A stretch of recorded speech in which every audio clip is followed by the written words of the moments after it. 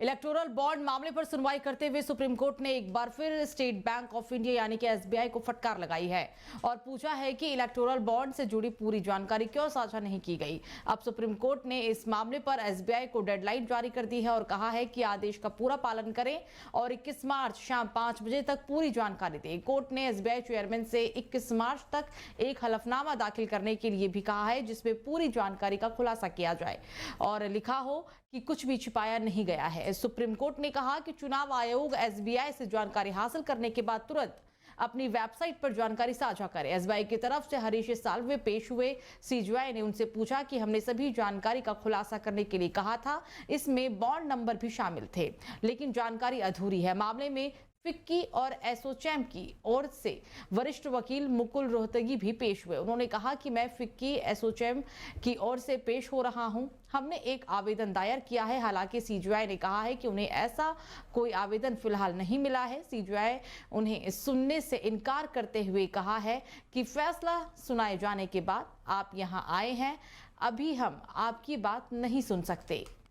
तो प्रधानमंत्री नरेंद्र मोदी ने तेलंगाना के जगतियाल में एक जनसभा को संबोधित किया। इस दौरान उन्होंने विपक्षी गठबंधन इंडिया पर जमकर निशाना साधा। उन्होंने कहा कि मुंबई में इंडिया गठबंधन की पहली रैली हुई और उन्होंने अपना घोषणा पत्र भी जारी किया। वो कहते हैं कि उनकी लड़ाई शक्ति के खिलाफ है। मेरे लिए हर बेटी शक्ति का रूप है और मैं अपनी माताओं बहनों की रक्षा के लिए जान की बाजू लगा दूंगा। पीएम ने कहा कि एक और शक्ति के विनाश की बात करने वाले लोग हैं तो दूसरी तरफ शक्ति की पूजा करने वाले लोग हैं।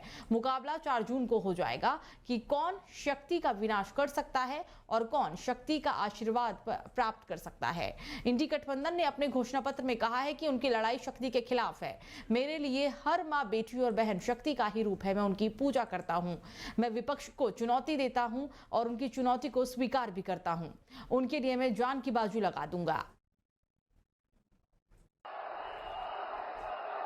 भारत माता की।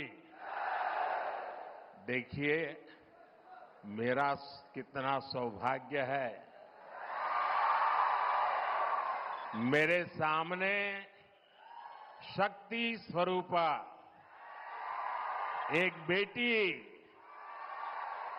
शक्ति का रूप धारण करके मुझे आशीर्वाद देने आई है। उधर भी एक बेटी देखिए, शक्ति स्वरूपा बन के मुझे आशीर्वाद देने आई है। और इधर देखिए, इतनी माताएं बहनें शक्ति स्वरूपा आज मोदी को आशीर्वाद दे रही है।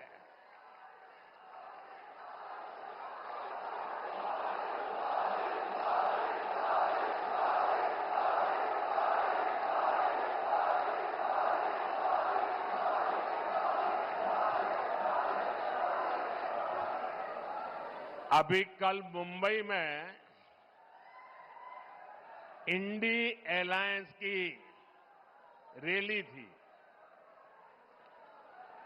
और चुनाव घोषित होने के बाद इंडी अलायंस की ये पहली और उनके लिए सबसे महत्वपूर्ण रैली थी। उस रैली में उन्होंने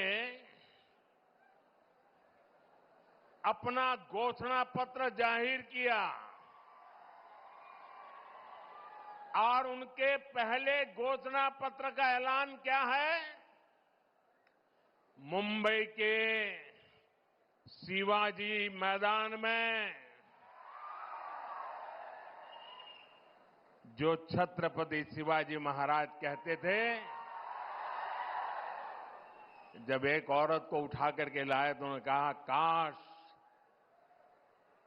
अगर तुम मेरी मां होती तो मैं भी तेरे जैसा सुंदर होता।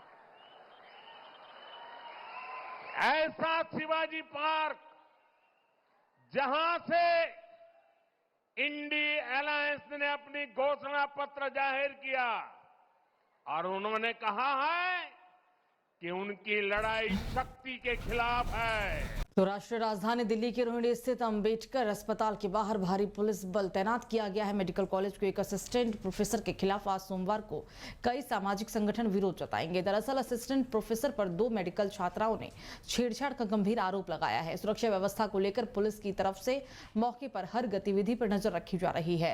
अंबेडकर अस्पताल के बाहर काफी संख्या में प्रदर्शनकारी महिलाएं असिस्टेंट प्रोफेसर के खिलाफ नारेबाजी करते हुए गिरफ्तारी की मांग भी कर रही हैं। तो वहीं इस दौरान प्रदर्शनकारियों ने अंबेडकर अस्पताल के सामने मुख्य बवाना सड़क को जाम कर दिया। सूचना पर पहुंची पुलिस ने लोगों को समझा बुझाकर जाम खुलवाया है।